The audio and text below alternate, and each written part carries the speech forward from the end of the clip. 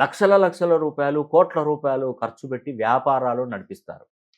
ఆ వ్యాపారం నడవకపోతే తలబట్టుకొని కూర్చుంటారు. ఒకటే చెప్తున్నానండి. మీరు ఎన్నైనా చెప్పండి. ఏదైనా మాట్లాడండి. నేను చెప్పేది మాత్రం మీకు సూటిగా చెప్తున్నాను.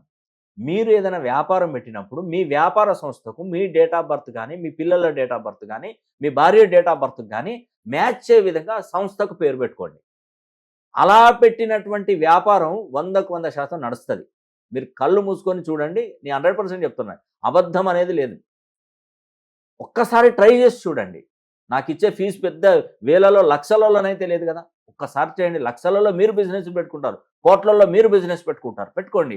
బాగుపడండి. కానీ ఒక చిన్న విషయాన్ని గమనించి పేరు, టైటిల్ ఒకటి చేంజ్ చేసుకోండి. ఒకవేళ జీఎస్టీ ఫారం ఓపెన్ చేసాను ఇంకొత్తది తీసుకోండి. వ్యాపారాలు పెట్టుకునేవారు నన్ను సంప్రదించి వ్యాపారం పెట్టుకోండి. నేను సజెస్ట్ చేస్తాను. మీకు ఏ వ్యాపారం నడుస్తది? మీ వ్యాపార సంస్థకి ఏ పేరు పెట్టాలి? ఇది నేను చాలా టైం తీసుకుంటాను. 1 వీక్ టైం తీసుకొని చెప్తాను.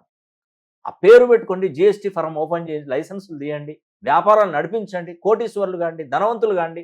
10 మందికి సహాయం చేసే శక్తి మీలో కలిగే విధంగా ఉండండి. ఏముందండి? లైఫ్ బావుంటదండి. నేను చెప్పేదది. కొత్తగా ఎవరైనా బిజినెస్‌లు పెట్టుకున్నా, వ్యాపార సంస్థలకు మాత్రం ఖచ్చితంగా పేరు నిర్ణయించుకున్న తర్వాతనే మీరు వ్యాపారాలు చేసి చూడండి. చక్కటి ఫలితాలు